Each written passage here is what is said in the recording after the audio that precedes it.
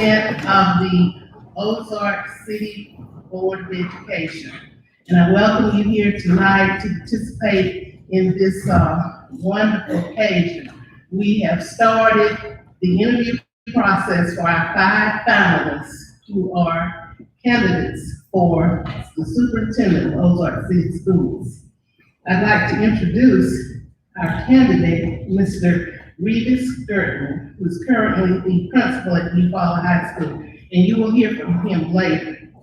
I'd like to introduce our school board, Mr. Larry Hicks, Mr. Rita School, Mrs. Leslie Reeder, 2-term board member, and our newest board member, Mr. Herman Jackson.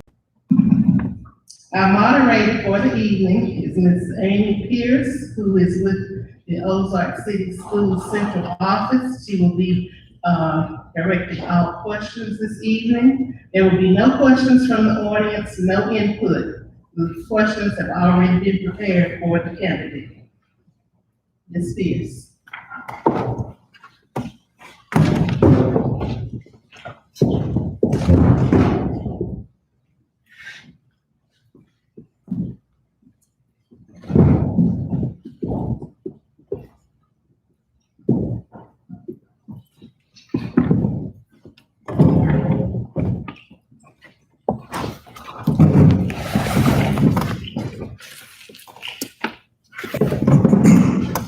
Good evening, everyone. Good evening. My name is Reeivice Girtman, and I'm delighted to be here tonight. I want to thank God for this extraordinary opportunity to stand before you and talk to you a little bit about why I believe I'm ready to be your next superintendent. Also want to thank each and every one of you as board members. It's been a tremendous day. I've spent a great time in your schools and in your community. And I can tell from all of the administrators and teachers, and most importantly, the students that I had a chance to speak with today, that this is indeed a great place to be. I also want to thank your mayor, Mayor Blankenship, and our board attorney, Mr. Henry Spiegel, for taking time out of their busy day today to have lunch with me and to talk to me more about the community of Ozark and all that it has to offer. Again, I'm just delighted to be here. Also want to take this time to thank the other candidates that are involved in this hunt for your superintendent's race. And I know you guys have selected a bunch of wonderful candidates, and I'm thankful for all of them. And I want to take the time to wish them the best of luck throughout this ordeal, or journey, maybe not so much as an ordeal. I also have to acknowledge my beautiful wife who is with me here tonight, Ms. Ann Girtman. We've been together for over 25 years. We have 3 adult children, all that are working in and out of our house. They're grown at this point in time. And my mother, who's with us here tonight, Ms. Mary Girtman, who resides in Dothan, Alabama. We're thankful for both of them. And while I have this opportunity, I know we just celebrated Mother's Day. I want to extend my best Mother's Day wishes to them and all the mothers in the house this evening. So happy Mother's Day to you. And lastly, a special shout out to Ms. Marshall at Nixon Intermediate School. When I arrived there today, she had a goodie bag for me and for all of the superintendent candidates. And I thought that was a very thoughtful gesture. There's things like that, little things that let me know that this is a place that I would love to be when people care that much. I'm here tonight because education is powerful and it has the ability to change lives. It's changed my life and the life of others. I have a successful track record of bringing people together and closing the achievement gap. And those are things that I will highlight tonight during the course of this interview. My professional experience goes back to the year 2000 when I was hired at West Elementary School as a 5th grade teacher. I was a self-contained teacher. This goes back to the days of ARI and the Alabama Reading Initiative, and I taught Language Exclamation Point, which was a program for struggling readers. I spent time in the 5th and also a 6th grade classroom, and I also coached at the high school. Several of the players that I've coached have gone on to receive scholarships, and a couple of them have made it all the way to the Super Bowl and received championship rings. During my time as an administrator, I spent time as a high school assistant principal for 4 years. And I've been a building principal for almost 10 years over the course of my career. What I've done is have a varied success from K-12 or pre-K all the way up to 12th grade. As an elementary principal, we have the highest scores in our district's history, making AYP. We reconfigured our district and brought together 3 schools under one roof, which is one of the proudest accomplishments of my career. As a business executive working in the private sector, I worked with the Liberty Learning Foundation. We started at around about 13,000 kids statewide. When I left, that number was well over 50,000 kids that were participating in the Liberty's Legacy Super Citizens program, which Ozark has been a part of for the last several years. During my time in Phoenix City, we became the most improved school district in the state of Alabama, moving from a C to an A on our state report card, ending with a nationally distinguished school and 3 others that received legislative recognition for school improvement over the last couple of years. And in a very short time, as my principal at Eufaula High School, we worked to change the culture and rebrand our school to identify what it means to be a successful Eufaula High School graduate. These are things that I've done over the course of my career. I know what success looks like, and I want to bring those habits here to Ozark. My leadership style is described as transformation, with extensive experience in team building and establishing collective efficacy, all amongst different stakeholder groups. I believe in the power of team, and we can achieve more together when we come together. I'm also a servant leader. There's no task that is too big or too small for me to do as a building principal. As a transformational leader, it includes multifaceted leadership, from visionary to cultural, to personal, to instructional, organizational, and influential. But most importantly, I've been a team member and a team builder. And all these aspects require us to work with people. We are in the people business, and I'm a people person. My beliefs in education are simple. I believe that all children can learn. I believe that all adults can learn. And I believe that all adults can learn to teach children. And I believe that if we create spaces where adults can learn, then the children's learning will follow. And I believe that as your superintendent, it's my job to create those safe spaces where learning can thrive by providing the capital resources and the conditions possible for this to take place. I have over 30 years experience in working with students and children, all the way back to my days as a club counselor at the Boys Club in Dothan. I have a professional network of colleagues from Florence to Foley, from Dothan to Demopolis, from Sand Mountain to Silicaca. I've been all over this state working with educators and bringing some of the best ideas from around the state back to the schools that I've worked with and a successful habit. I've also served on the Alabama Literacy Task Force at the request of State Superintendent Dr. Eric Mackey. And I know what it takes to focus on early reading intervention and early literacy as an educational principal and administrator. I've also been a business executive, as I mentioned, working with the Liberty Learning Foundation. I've raised hundreds of thousands of dollars in support of our program in the private sector, all the way up to the Alabama Trust Fund. And so I know as a superintendent, I am the cheerleader in chief and the fundraiser in chief. I've been the face of an organization, and I've presented in front of hundreds of administrators and colleagues across the state of Alabama. And I believe it's important that we advocate for our students. And I bring a level of energy and enthusiasm to this position. I want to be your superintendent for several reasons. One of which, I've been a Wiregrass native my entire life, born and raised in Dothan, Alabama. Went to school right up the road in Troy. So I know this area well. I played basketball at the park just down the road in high school and spent many nights in competition against D.A. Smith and Carroll High in my days in high school. While I wasn't born here, this area is just like home to me. This is a very good school system. You've had consistent leadership and stability for the last several years, and I think we're primed and ready to become the premier district in the state of Alabama. Oftentimes when I hear people discuss Ozark, they talk about driving through Ozark on their way to Dothan or Montgomery or to the beach. Well, I believe that Ozark doesn't have to be the drive-through. I believe that Ozark should be the destination. I believe that if we can make this school system a premier district, then people will want to come here to visit Ozark and see the wonderful things that we are doing. I want to be a superintendent because our children deserve the very best educational experience possible. And there's no reason why right here in the Wiregrass we cannot have a premier district in the state of Alabama.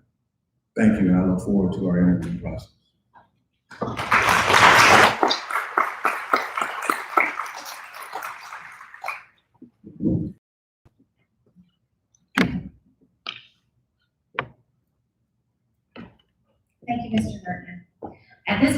begin our questions that the board has prepared for a candidate. The superintendent has to make multiple decisions in a variety of areas every day. Please describe your management or decision-making style and give a few examples of strategies you have found most effective. Thank you for your question. My leadership style can best be described as collaborative and participatory, which means that I'm able to bring people together because it's nearly impossible to do this job alone. It takes the help and support of others around you. And I also believe that when you establish partnerships with your stakeholders, partnership breeds ownership, and ownership breeds mutual accountability. It also breeds things like collective efficacy as we establish goals and our vision to build capacity for others. Jim Knight speaks of partnership principles known as choice and voice. And I believe in giving choice and voice to those stakeholders that are around me. As an elementary principal, we applied these strategies during the process of reconfiguration that I mentioned earlier. It started with a very small group of our teachers, brought together from each of the 3 schools that we combined. We worked together to redefine and to establish our school vision and set protocols for our culture. These things went on to determine or help establish our structure and our protocols for behavior, as well as for learning. And as a result of that, we began to establish standards-based grading and assessments for reading and for math. And as I mentioned earlier, through that work, previous to my tenure, we had 2 schools that were high achievement schools known as torchbearer schools. But when we came together after our 3rd and 4th year, our test scores superseded those of the past. And those are the types of results that I had. In addition to collaboration with people within our stakeholder group, I also collaborate with other schools. As I've mentioned, I've been to places like Florence, Montgomery, and Slocum, which is near here, and brought back successful strategies that have worked to build our schools, which speaks to the relationships that I've been able to build over the course of my career. And while during my tenure as curriculum director in Phoenix City, we established a professional learning community amongst our administrators. My management style can also be described as innovative, and I believe that innovation has to do with making things simpler and not more complicated. I worked with Auburn University during my time as an elementary school principal, and what we did was this method called clustering and co-teaching that we directed specifically to a large number of special education students that we served. And as a result of redistributing our special education students and having them work with some of our best teachers, again, we had tremendous gains. We actually had students, now I work in a 3-5 school, those students actually tested out from the time they got there in 3rd grade, from the time that they left in 5th grade, which speaks to the results that we've been able to achieve. Innovation also includes things that we've done at Eufaula High School this year, which is establishing grade level RTI committees, because those teachers know those students best. And when you can sit around the table with educators that know students, you can make decisions that are best for them. As a member of the key assessments that are being used in the state of Alabama, well, in a never seen before move, we brought one of those literacy components to the high school in Eufaula. Because many times in secondary education, teachers aren't as familiar with the teaching of reading and understanding all the nuances related to the deficiencies that students have when we have struggling readers. So we brought that program to our school, and we've experienced great success with it as well. Our leadership style and management style can also be described as organized. I believe in SMART goals and setting clear objectives for our teams and communication protocols. Google Suites has been a wonderful way for us to be able to communicate virtually as well as through the digital means. As a curriculum director in Phoenix City, I established a district-wide instructional advancement team. And again, we set protocols and using Google Classroom as ways for us to be able to communicate our assignments, our lesson plans, our goals and objectives for instruction. All of those assessments that we used, we collaborated with that group of teachers that we brought together, which represented some of the finest teachers in the district that were selected by many of their colleagues. I believe in making decisions that are based on data and on evidence-based information. In addition to that, leadership style can also be described as adaptive, because based on the environment and the situation, sometimes you need to be able to adapt to the change. But most importantly, it can be described as deliberate, decisive, and data-driven. Adaptive means that we can make decisions based on whatever the circumstances call. Not every situation will require pulling a committee together. Not every decision will require being able to have the time to sit down with a member of your team. And as a superintendent, I know that most decisions that I make will be made by me, and I'm perfectly willing to do that, particularly when we have deadlines and in times of crisis. The one thing that I ask, however, is that as individuals get to know me, that they trust my motives and not always my methods. Because we can make the best decisions possible, and for some reason they don't work out for various reasons. But my motives will always be pure, and they'll always be based on what's best for our students, our staff, and our stakeholders, and particularly in that order most of the time. And it'll be based around three simple questions. Is it good for all children? Is it research and evidence-based? Is it fiscally sound and responsible? And what do you see as the role of the superintendent as it relates to employee groups, students, and the community and the school board? Thank you for your question. I'll begin with students because ultimately that's why we're here. I love children, and again, I believe that all children can learn. I think my role as superintendent is to be an advocate, to be a cheerleader and a champion for our district. My role is to ensure that our students have everything they need to be successful and to stand back and cheer them on to success. So if I'm in a meeting with our stakeholders, whether it's with the city council or whomever, I'm always advocating on their behalf. I believe my role is to be a visible supporter of their efforts and their accomplishments. And I also believe that that means I need to be in this community, attending ball games and going to their events and traveling to their events, wherever they may be. I believe that it's important that we tell our story, and that is the story of our students. Our students are our greatest resource and the greatest evidence of the impact that we make. And I think if we can get our students to tell the story of the successes, especially the wonderful things that I saw today, from the elementary school all the way up to the high school, then we can make a huge difference in this community. And as it relates to the community, I think it's important that I get involved and that I listen, that I develop relationships and regular dialogue with all of our key stakeholders. Coming from this community and living here in the Wiregrass, I know how important our relationship with Fort Brooker is, and I want to establish those partnerships with Fort Brooker. I've already mentioned your mayor, Mayor Blankenship, and members of the city council. I want to establish regular lines of communication with these individuals. But not just them, our civic groups, our housing authority, our chamber of commerce, as well as the local universities that are in this area. Things that I've done in my past include serving on the chamber board of directors and helping to bring businesses to local areas, on citywide improvement groups to help improve city infrastructure. What I'd like to do is to establish some advisory groups that represent all of our community here in this area. That helps us to make sure that our message gets out to the public. And I also want to connect with our colleges and universities. We have Wallace represented here today. We also have Enterprise State, and I'd love to be more involved with my alma mater, Troy University, for sure. As it relates to employees, I've always been fair, and I've always been consistent with employees.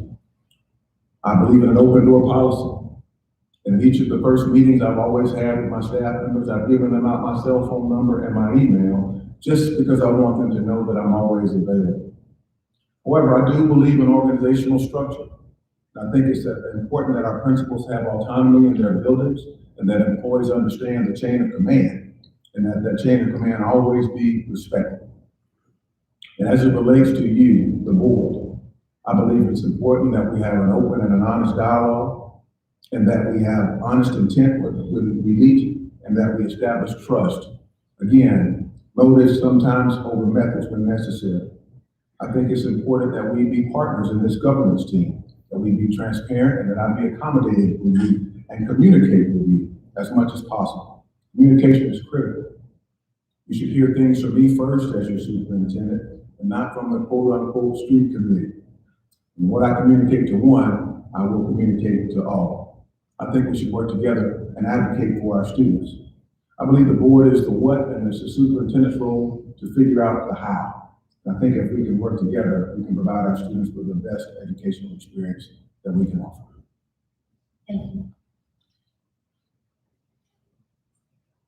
Based on your knowledge of our system, what do you believe should be the two top priorities for our schools and community? Again, thank you for your question. And you will hear me say over and over tonight, our students deserve the best that we can possibly offer.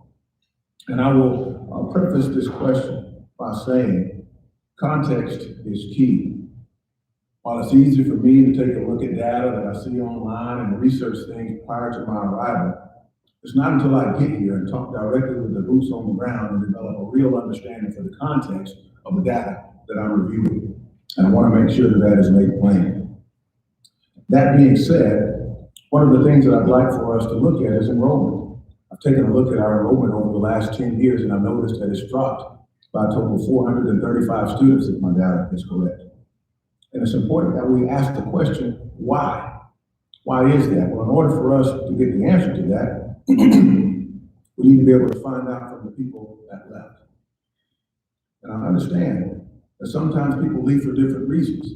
Sometimes it's economics, sometimes it's educational, sometimes it's exposure.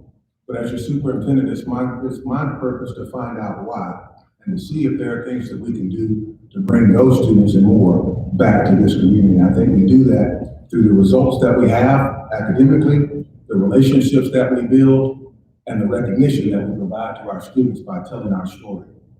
Again, if it's job related, then we need to sit down with the city council and figure out ways to be able to bring jobs back to this. In addition to enrollment, as I've mentioned, achievement gap is always first and foremost on my mind. So that is the second thing that I've noticed. And I'll talk more about how we plan to close that achievement gap in just a moment. But we all know that COVID has had an impact on student learning. Research says that 75% of students have lost anywhere from 1 to 12 months of instruction during this time of COVID. And everywhere that I've been, I've had success in closing the achievement gap. One of the things that we're doing in Eufaula right now is offering summer options to students. And of course, we know that kids are not excited and fired about coming to summer school. But we believe through unique ways, such as summer academies that are a week long, or in some instances 2 week long, that we can get students back into the building so that they can regain some of the knowledge that's been lost. My experience with the Alabama Literacy Task Force and a focus on intervention and early literacy is something that we also need to do in order to bring those gains back. As I've studied this school system, I've understood that we have a very good graduation rate at just over 96%, which is strong. And as I continue to look at our CCR rate, it's lagging just a little bit behind at 81.77% from my last projections and looking at our data. And having conversations today with Ms. Mannis and Dr. Weeks at the CTE Center, I know we've got tons of things in place right now to help bridge that gap. I want to take a little more specific look at where our students are getting their credentials, because there's multiple categories and ways for them to be able to do that. Is it with work keys? Is it with our ACT scores? Is it from our military? Or they're receiving credentials in specific areas? Those are things that I want to look at. And one of the things that I'd like to propose as a solution to both is something that we've begun to implement at Eufaula High School known as Tiger Tracks. And it's an emphasis on workforce development.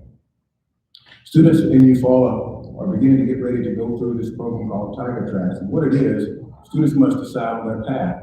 That's a career path or a college path, and sometimes that's a combination of both.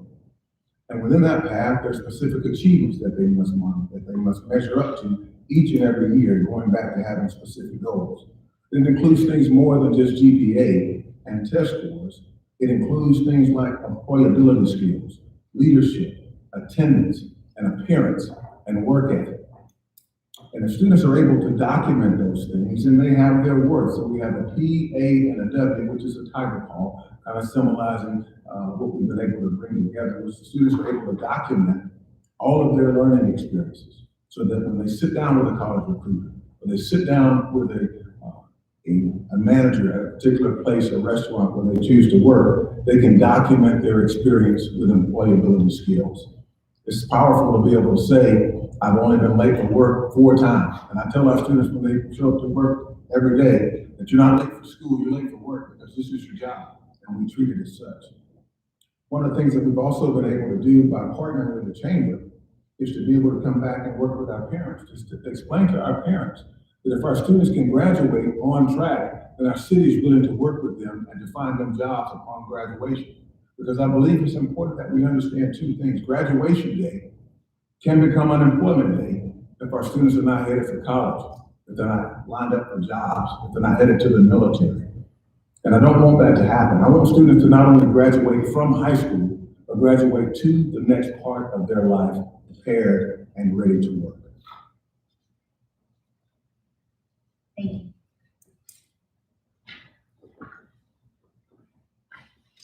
In your role as superintendent, how would you work to promote engagement of all students, parents, and community in our system? I think the key word there is all. And what we do for one, we do for all. It means that everyone has equal opportunity to be engaged and to participate. And of course, we know sometimes that doesn't mean that everyone will participate, but I believe that there are things that we can do to encourage their participation. For instance, communication. I think it's important that we over-communicate to our parents, our students, and all of our stakeholders. The days of sending letters home to parents and that being enough are gone. We use things like mobile call-outs and text messages, mass text messages to our parents. I'm active on social media, Facebook and Twitter, always sharing information for our students and for our stakeholders. And I've had success using a program called Screencastify, which allows me to be able to digitally communicate with parents and talk straight to our stakeholders. I'm able to use Google Slides and cast my slides and my face and presence out on the screen and it's shared out. I did that multiple times over the course of my career in Eufaula and in Phoenix City, and it's helped to increase communication. One of the things that gets lost in letters that go home is tone and tenor of our conversation. I think it's important sometimes, particularly on sensitive issues, that our stakeholders hear directly from me, as opposed to always reading things in a letter. I believe that it's important to communicate virtually. That's one of the things that COVID has taught us, to be able to have Zoom meetings or Google Meets, when we talk right to our parents. And trust me, when our students have devices, well, guess what? That means our parents have devices as well, and we can communicate straight to them. I believe we need to go where they are.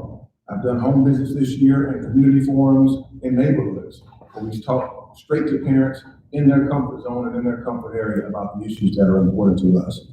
Additionally, I think it's important that we eliminate the language barrier. We have a diverse community here. I think we need to make sure that we have representation from all languages to be able to come to our meetings to translate when necessary. These are all things that I've been successful with over the course of my career. And many times we have to find out what those barriers are to different types of events. Is it fees or is it registration costs? Or our tryouts, fair and equitable?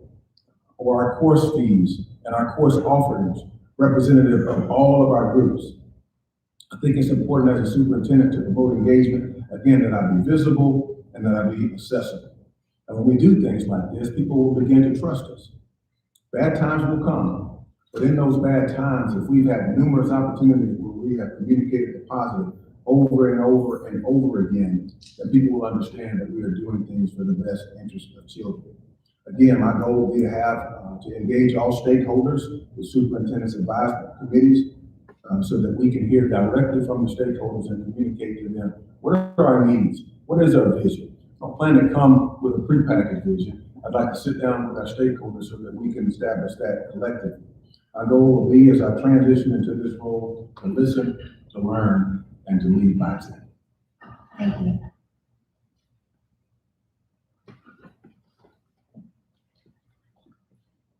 What role do extracurricular activities have in our school system and in our community?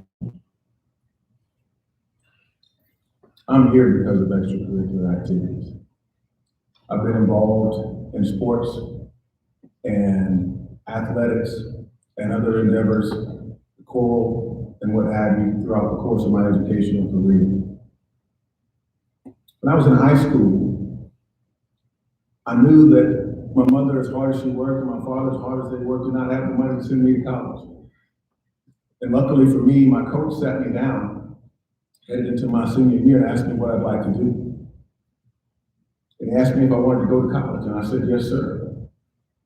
He showed me an athletic recruitment letter from Mississippi State, and as I reached to grab it, he pulled it back. He said, you can't have this letter just yet, because I want you to go up to the office and I want you to get your transcript. And I want you to look through that transcript so we can set goals on everything that you need to do to be academically eligible, to be able to sign this scholarship. So I learned at a very early age how important goal setting was. And through playing sports, I've learned things like hard work, teamwork, communication, empathy, and tolerance, and working with others. But I also know that it's more than just sports. It's our fine arts programs. It's our CTE programs. We know that research says that when children are involved in extracurricular activities, they are more likely to graduate from high school and less likely to be involved in drugs and crime. But those extracurricular activities, again, need to include all of our stakeholder groups. That's community and civic service clubs, that's key clubs, that's our EL groups, that's our special education students. I believe that extracurriculars are a part of the village that help raise our children and that make sure that we reinforce and establish those common core values. One of the things that we do to include all of our groups is we have the FFA at Eufaula High School. And that group works in tandem with our special education's severe and profound unit. And they plant a garden at our school. The FFA builds the composting bin, and the students work together to gather all of the recycling elements. And those things bring about a way of establishing the type of culture that I'd like to bring here. I also believe that these extracurricular activities teach the kids the importance of 21st century learning skills. Things like the 4 C's that I know you have established here: collaboration, communication, creativity, and critical thinking. But in addition to that, they teach students about accountability and leadership, how to solve problems, and the old saying and the feeling of accomplishment of a job well done. Those are things that our students need to be able to experience. And I think when coaches and when parents work together as part of the same team, then we can make our school and our community better. I believe in extracurricular activities, and I want to make sure that all of our students have an opportunity to be exposed to them. Things that I've done in the past have included starting additional groups, like a dance team at Eufaula High School.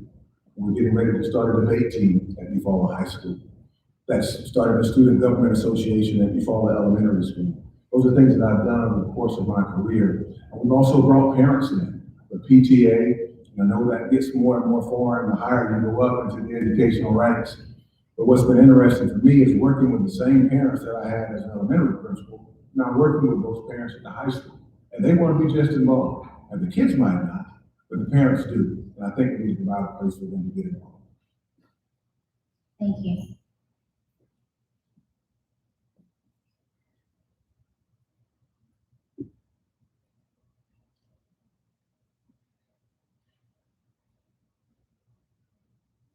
Working with a variety of groups is part of the superintendent's responsibility. Give some examples of how you have encountered opposition and how you have dealt with the resulting situation. Opposition, what's that? We don't deal with opposition in this business, do we? One of my number 1 rules for conflict resolution is to listen well. And I think that many times opposition and conflicts arise because of a lack of communication. People want and need and deserve to be heard. And everywhere I've been, I've tried to treat people with respect, treat them fair, and be transparent with them about our expectations. When we're fair and we're consistent with individuals, that makes the work easier. When they understand, again, the why, meaning the motives behind what we're doing, they're less likely to question whether things are done for personal or political reasons. Opposition that I've dealt with just recently is COVID and all the practices and policies that we put in place to be able to come back to school and to host our athletic events. For some reason, some fans didn't want to wear their masks. And for some reason, fans wanted to have large attendance. And of course, I understood those things. Everybody wanted to be at those events and to attend those events and to make money at those events. But going back to the tools that I've used to communicate in the past, I did a screencast where I specifically explained the rules from the Alabama High School Athletic Association, from the State Health Department agency, and all the things that we were putting in place. because we could agree on one thing. Everyone wanted our students to have the best chance to be successful. And in order for that to happen, as I explained to them, is the best way to prevent them from having to shut down the season is to shut down or prevent a COVID outbreak. And that was the reason why we used the measures that we had in place. And once people understood that, they didn't necessarily always agree with it, but they knew that the decisions that I made were fair and had good reason behind it. In addition to that, sometimes we have discipline issues and we have hearings that we have to attend. And again, I believe in providing students and staff due process and making sure that we go by the facts. But ultimately, our board policy and our code of conduct drive the decisions that we make. So we have to make sure that we follow our policy, that our policy is updated and goes by the letter of the law. And each time when I've done these things, I've proven the ability to listen and make decisions that are in the best interest of kids, while also treating people fair and honestly and respectfully. If there is a need for a tax increase to assist with school system funding, how would you present the proposal to the committee?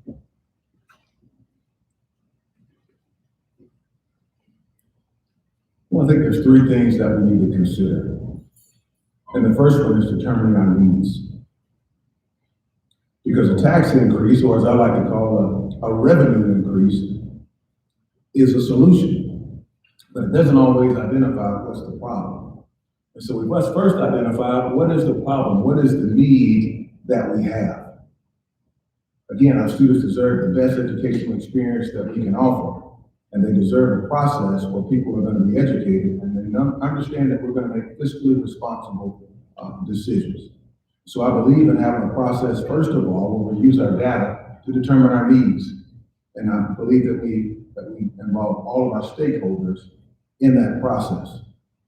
Secondly, I think there needs to be a process of deliberation. I think it's important that we as board members are able to gauge the tone and the tenor of our community as to their willingness or tolerance for a revenue increase.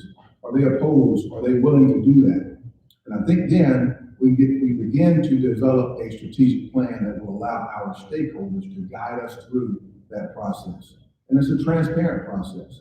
But ultimately, we are able to come back and say, as a community, these are the things that you said that you wanted for our community and for our students, and here's the reason why.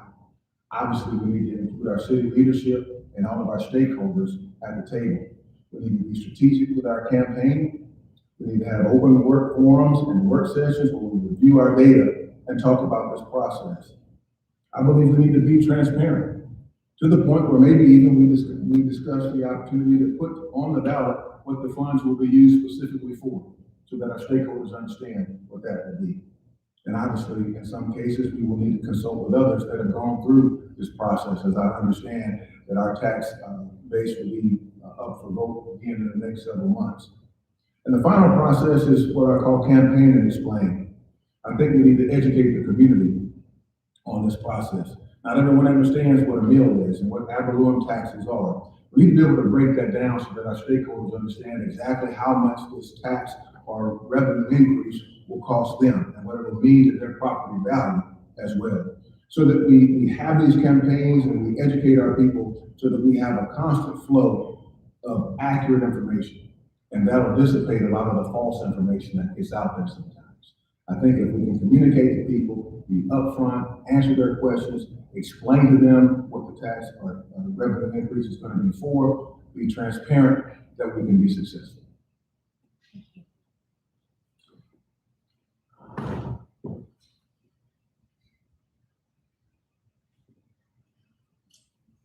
High performance by students and accountability are priorities for our school system.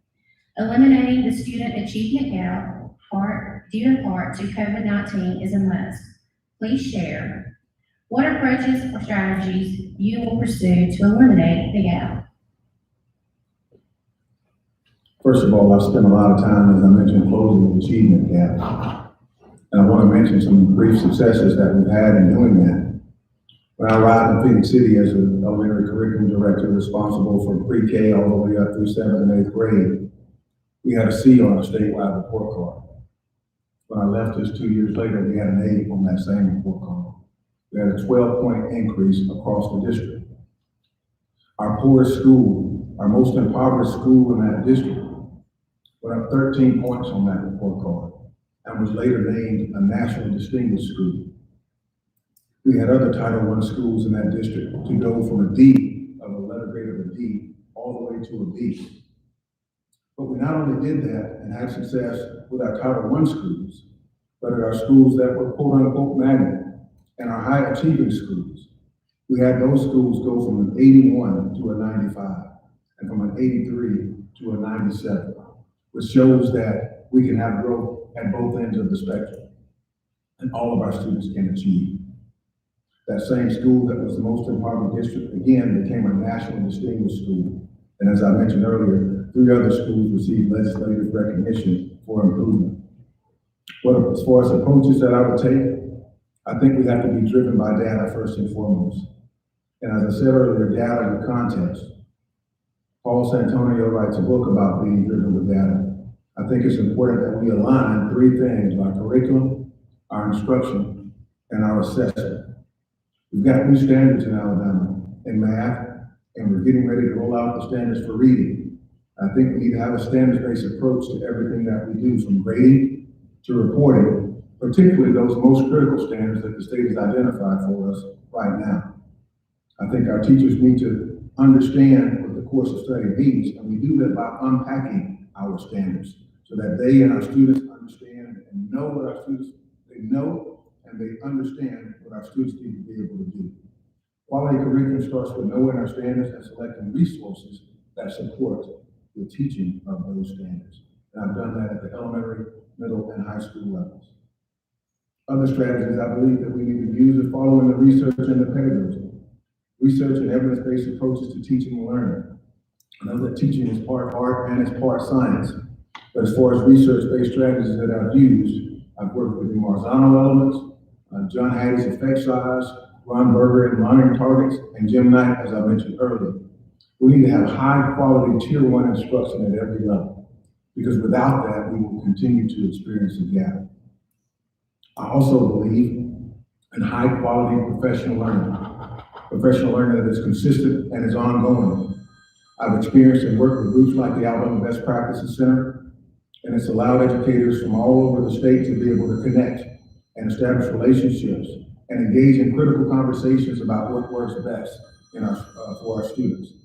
I've also worked locally with people like Dr. Diane Murphy with the Educational Leadership Center for the Wiregrass, and had success with that as well.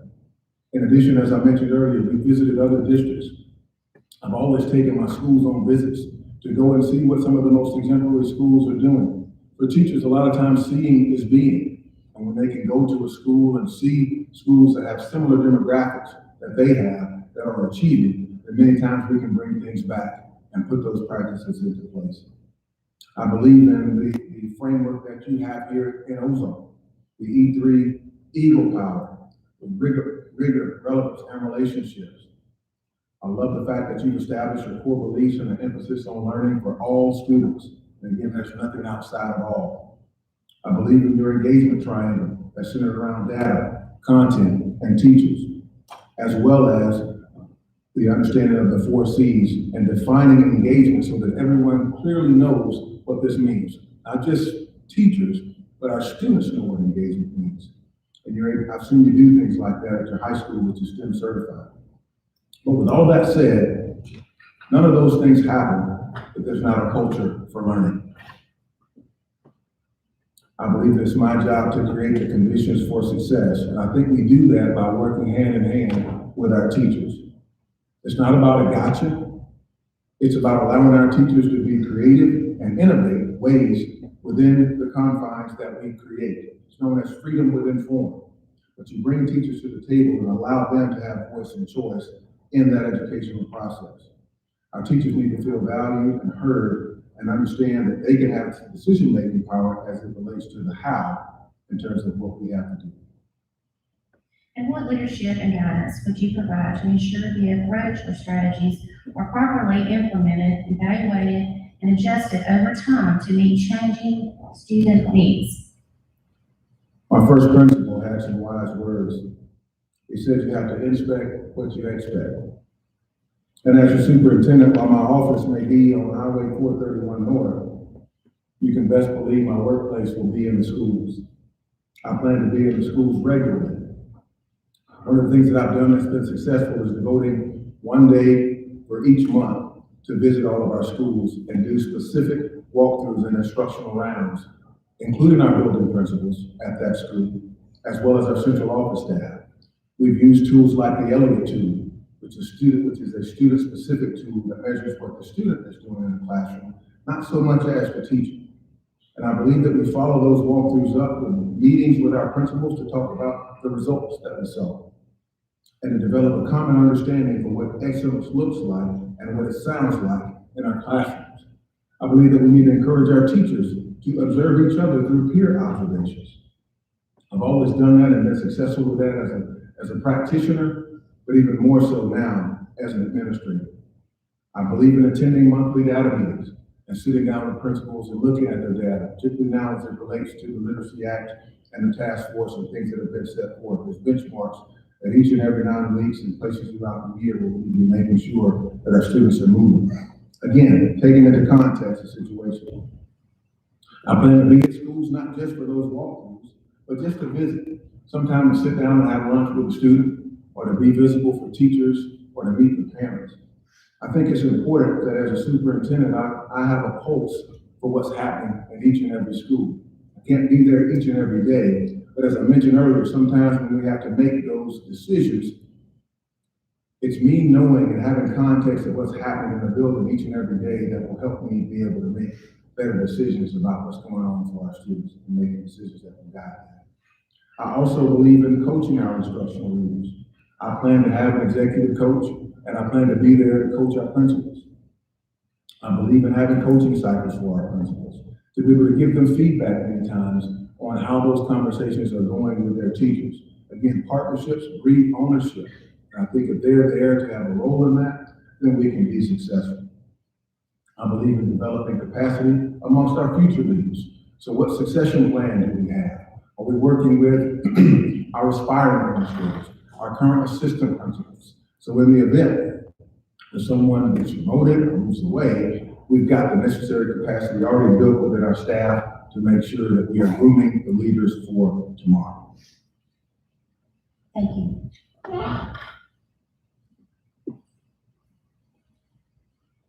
What is your experience with financial management, budget development, fiscal management, etc.? How would you approach the budget process to ensure success during financially challenging times? I've got different types of experiences at different levels as far as financial management is concerned.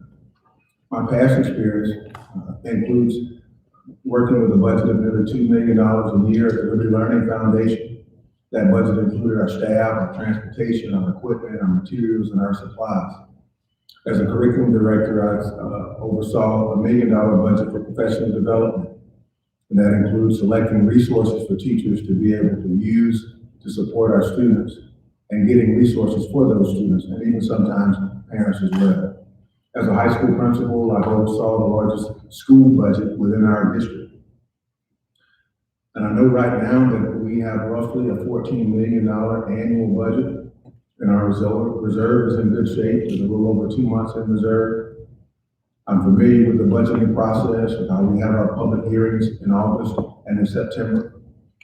I also know that we have a very experienced CSFO in Vivian Miller, and I plan to sit down and have critical conversations with her about the use of our funds, particularly right now as it relates to ESSER 2 and ESSER 3. We know those funds are available, and quick decisions are going to have to be made in terms of how we use those funds. Again, I've worked at Title I schools throughout my career. I'm familiar with things like planning. I'm familiar with working with local and federal funds to use Title II funds for class size reduction units. So those are all conversations that I'd like to have and take a behind the scenes look at our numbers to see exactly where we are. Budgeting is a continuous process. I believe we need to be meeting and discussing budgets beyond just our annual meetings. Things that I've done in the past. One, is giving principals autonomy within their local school budget, providing that they are working within the confines of the law. And as a central office director, I'm familiar with communicating budgets via Google Sheets, where every department head is responsible for their budget, and they meet periodically throughout the year with our CSFO and myself to see just where we are in that budget. Are we outside, are we inside, in the black, are we in the red? Are we working towards our goals, and are we accomplishing those goals? I've seen schools work in tandem with the local district. So each year, our principals come in and they meet with all of our directors and our coordinators, and we talk about the resources that they have at their schools in conjunction with their budget. And so we make decisions about personnel and about resources that we use. I think if we keep those lines of communication open, then we can have a successful budgeting process. Again, it goes back to those three questions that I mentioned earlier. Is it good for all children? Is it research-based? And is it fiscally responsible? And even further than that, right now with some of these extra funds, what happens when those things run out? So are those funds, is the plans that we're putting in place, are they sustainable? And the second part of your question as it relates to how do we budget and ensure success during those financially challenging times? I think it goes back to establishing what our priorities are. What are we known for here as a district?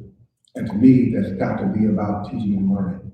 And if we keep the main thing, and in those times when we have the funds, we make sure that we put the proper structure in place so that in those lean times, we can still focus on teaching and learning, then we can be successful. But it'll take all of us in defining just what those priorities are. In support of our diverse community, how will you ensure diversity in all aspects of the school system, including equitable opportunities for students and hiring of faculty and staff? Loaded question, thank you for that question. I need to repeat a question back. But let's start with our students. I've looked at our enrollment and our data, and we have a very diverse population. The question is our diversity reflected in the groups that represent us across our district? Again, research says that students that are a part of extracurricular activities do better. And so again, we have to ensure that we increase the diversity of our extracurricular activities. These are things that I've done as a part of the Liberty Learning Foundation, where we not only expanded our enrollment, we broadened our programs so that now that program that started as an elementary program is also effective in high schools and in middle schools across the state of Alabama. As I mentioned earlier, I've broadened programs at every level, from elementary to high school. Most recently, this past Friday, I attended cheerleading trials. And for those of you that know, they can be interesting and they're extremely important. But I think it's important that we have leaders in place that understand the importance of diversity. And that diversity doesn't always have to reflect race. Sometimes it has to do with diversity in economics, diversity in thought, or diversity in our experiences that we bring to the table. And we need to make sure that people in leadership value that. So as our cheerleading team was selected by an independent judge, we sat down, myself and our cheer sponsor, and I'm happy to say that our squad 100% represents the diversity in our district. And when we have people like that in place, we can better support our students. As it relates to our teachers, as I mentioned earlier, research says that seeing is being, and I think our students need to see themselves in our staff. One of the reasons that I'm in education is because of my middle school counselor. Growing up in Dothan, there was not a black male that I saw in a classroom until I got to the middle school. His name was James Thomas. And what Mr. Thomas did was expose me to what education could do for me. And while I had great teachers up to that point, it wasn't until I saw him in that role that I saw myself as an educator. And I think our students need to see themselves in our educators. And again, it doesn't always have to be about race, but it does have to represent diversity. And our teachers need to be able to relate to our students in a way that our students can see themselves in our teachers. I think it's important as we look at our staff that we work to recruit minorities and or gaps that we may have in our diversity areas. But again, as I mentioned earlier, it's important that we establish what diversity looks like here in Ozark City Schools. Things that I've done in the past, first and foremost, is develop relationships with universities. Chancellor Hawkins has been a mentor of mine for years, and I plan to work with him and Troy University so that we can work and hire and recruit teachers to our school. That also includes relationships with places in Montgomery, like Faulkner, AUM, and South Alabama, and Jacksonville State, not to mention Auburn and Alabama, just to name a few. And not only having relationships with those schools, but having relationships with those education departments. So you can talk right to the dean and be able to say, how many graduates do you have that you're expected to have in the spring or in the summer, or in December, just in case we got gaps in our employment. When you develop those relationships, you can call up Tuskegee University and find an English teacher in January like we did this year at Fall High School. When you develop those relationships, then you can bring people to what we called in Phoenix City was a showcase. It was a weekend-long event where we had pre-planned months in advance. And we went to all those universities and invited the best and brightest to Phoenix City. And we took them on tours of the Chattahoochee Valley. We had them visit our schools, we fed them well, we brought them in to meet with our administrators, and using an activity called speed dating, each one of them had an opportunity to go around and talk to our administrators for just a few minutes, and sometimes asking more than just the traditional educational questions like what's going on in your classroom. Let's know where you're from, what type of person are you, so that we can determine if you're a good fit for our school. I would contend that we should add realtors to that, because many times new educators struggle to find places to rent or homes to buy when they move to a new area. One of the things that I would commend you on, as far as that is concerned, is the teacher academy that you have at your career tech center. And I applaud your efforts to be able to grow your own. That's one of the things that's been most pleasing to me during my visit here today, is I've learned so many of the educators here actually have ties back to this community. Members of our board have actually graduated from Carroll High School. And that's important. That's how we sell ourselves. Because if we can bring people back to this community, then others will want to come back and find this area as attractive. Again, what we do for one, we do for all. I think it's important that we develop a shared vision of what diversity looks like. It's important that we understand that equity and equality are similar, but they're not the same. And then we need to make sure that we're meeting the needs of all of our groups. We need to have diverse opinions at the table.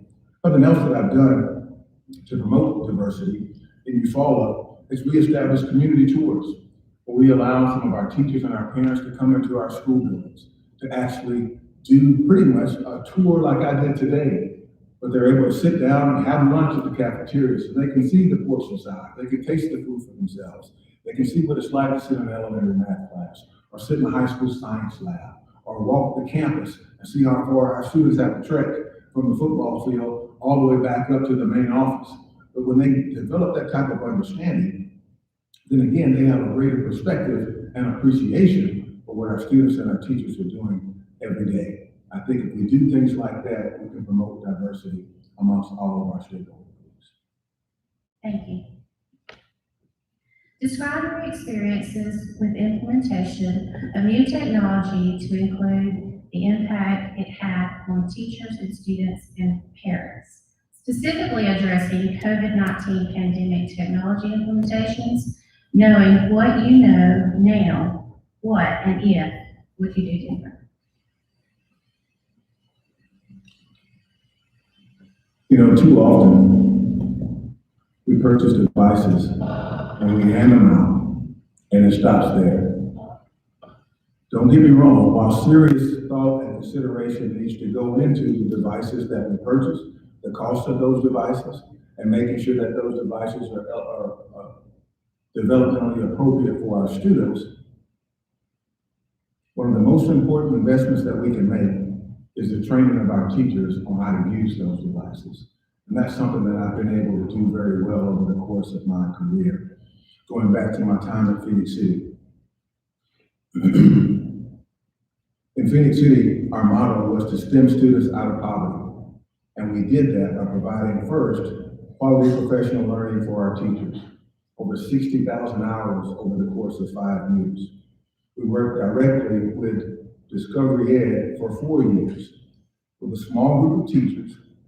Those teachers were trained for 4 years, and over the course of those 4 years, they went back and developed master classrooms within their schools. So teachers were able to come and see what a STEM certified teacher looks like and what STEM instruction looks like, how that professional development works. And then again, STEM is more than just a device. It's about focusing on those 4 C's. And additionally, we created in Phoenix City what's known as Red Camp. And Red Camp completely revolutionized professional development in Phoenix City. I had teachers that had taught for 20 years, experienced at Red Camp, which was a summer event, said that it was the best professional development they had in over 20 years of teaching. Why? Because at Red Camp, teachers didn't learn from an outside hired consultant. They learned from other teachers. Teachers learn best many times from their colleagues that have the same students and the same building that they're in. And so whether it's Nearpod or Flipgrid or Power School or Google or Lexia or whatever the case may be, iStation, when you have teachers that are trailblazers and pioneers in using those programs, they're better able to teach it to other teachers than many times we are. And I think it's important that we do that, because out of that and out of the work that we did in Phoenix City, we established K-12 STEM progression, including coding and robotics, from kindergarten all the way up to 12th grade, STEM labs and facilitators in every school. We selected Chromebooks and purchased headphones in conjunction with the Literacy Act so that our students could take the literacy assessments remotely from home. We must also understand that students many times are our first learners, and we need to channel that energy.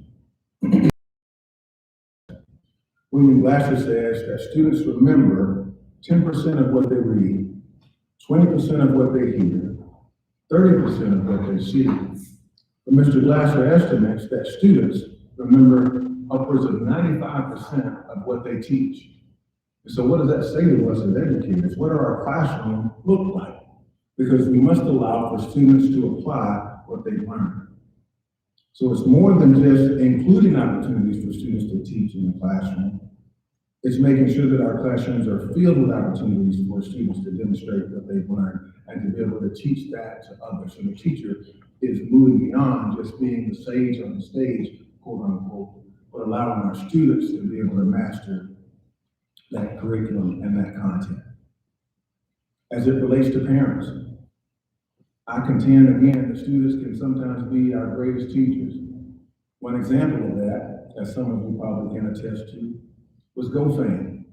We used GoFan for our athletic events this year.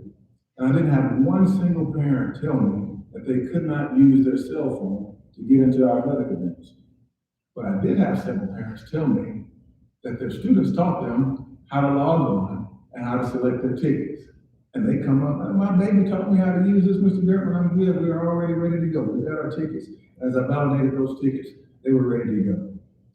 So what would it look like if our students, instead of having a ditto sheet for homework, that they go home and record themselves teaching what they learned at school to their parents and recording that and bringing it back to the classroom? We can also support parents with online tutorials, as I mentioned, using things like Screencastify and virtual meetings. We can make sure that our parents are going to be equipped to be able to use the devices. As it relates to the specific devices that we have, are we renting those devices? Or are we purchasing those devices? What devices do we have at each level? Are we one-to-one at each level? Are the devices compatible with the current programs that we use? Are they being rolled down? Are they allowing for our kids to practice keyboard? And are they graded and age appropriate? We've also developed plans for students to be able to purchase those devices on their way out as graduating seniors. Those are things that we've done in the past. And as it relates to COVID, one of the most critical lessons that I've learned is to prepare now for the unknown. And we do that by making sure that we have the structures in place in the event of another pandemic or whatever else may happen, that our students can learn, whether that be remotely or face-to-face. That means partnering with our local businesses, our local cable companies, our local subscribers, making sure that we provide Wi-Fi to our students that have internet access, making sure that not only our teachers are trained in those devices, but our students and our parents know how to use those devices, so our parents can support the efforts of our teachers if we have to be remote again for a different pandemic. I also believe that it's important that we focus more on instruction, something that I've learned. Because I know initially we were so adamant about getting back to school and understanding the social and emotional aspect of bringing kids back into the building, that we needed to focus more on quality instruction and visiting classrooms, as we've done over the last several months at East Hall High School. My administrative staff and I have toured every classroom and examined the instruction in every classroom. And we shared that data with our teachers so that now we have a better understanding of what our goals need to be next year as far as our curriculum and our instruction is concerned. And we take that data because not only do our teachers need to know it, but our students need to know it. They need to own that data too because it's their school. And again, I think that I've learned, as we all have, an appreciation for teachers. Our teachers have done a tremendous job this year. They need to be commended for that. And I think if we can work with our parents to make sure that our parents know how to support our teachers better as it relates to technology, then we will be better prepared if this situation were to happen. Thank you. Our school board has prepared an additional question for you tonight. At the conclusion of your first year as superintendent, how would you gauge your success in the areas of most needed improvement? Well, what I have with me here is a 20-page, 100-day interplan that specifically details the work that I would do from day one. And it focuses on engagement, it focuses on equity, and excellence. And over the course of that 100 days, as I come and examine our programs and our people and get some context about what is truly happening from the boots on the ground, I would end that with a report to our board as well as to our community, to report to them the findings of what I've been able to come up with, and as we begin to move forward with a strategic plan of improvement for Ozark City Schools. And I would use data such as surveys to our parents, surveys from our staff, results from our assessments, all as a part of that. And I would be able to explain that to the board. Here's where we are. Now here's where we're going based on this information. Well, this will conclude the interview questions. Are there any additional comments that you would like to make? One of the things that I'd like to do, and I'd like to hear from all of the board members, I just have one simple question. Again, I thank you for your time today. But if I'm fortunate enough to become your next superintendent, what would you expect from me?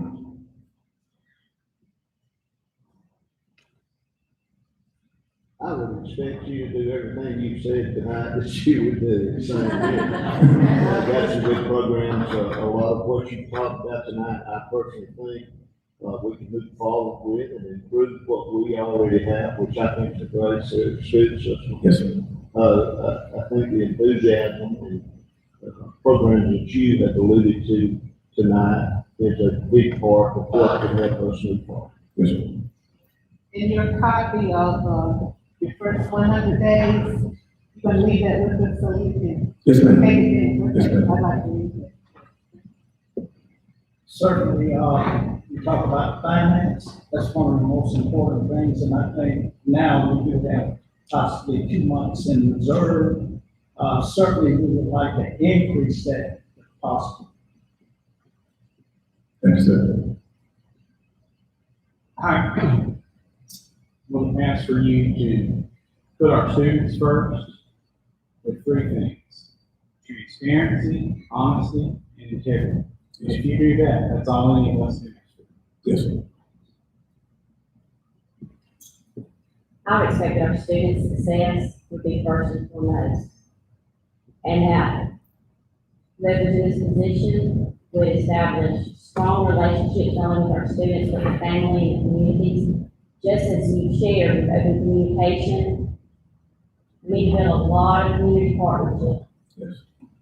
And to build on that, build on what we've already created, and even more new ones.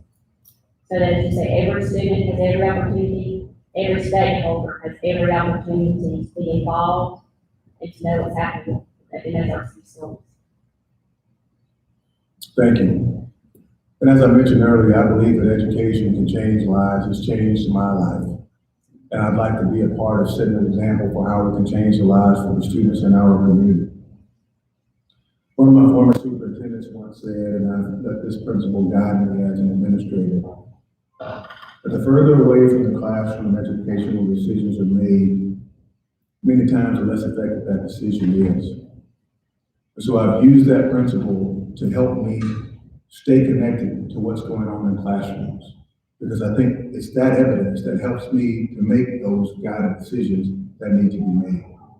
And as your superintendent, I vow to always remember those experiences that I've had as a student, as a parent personally, as a teacher and a coach, and as an administrator, but most importantly, as a citizen of this community. Because those experiences will guide me in all of my decision making and making sure that what we do for one student, we do for all of our students. Making sure that everyone is valued as an employee, from the CNB worker to the bus driver to the secretary in the office. Again, I want for people to understand that Ozark is a destination that they should want to come and be a part of and visit so that they can learn from some of the great things that we're experiencing here. I want to be the person that promotes this city across the state and across the nation and bring businesses and bring industry and bring success, continued success here to Ozark and in Delco. And I thank you for your time. Thank you. This will conclude our interview process at this time. When we adjourn, we have a small reception in the reception room. Thank you.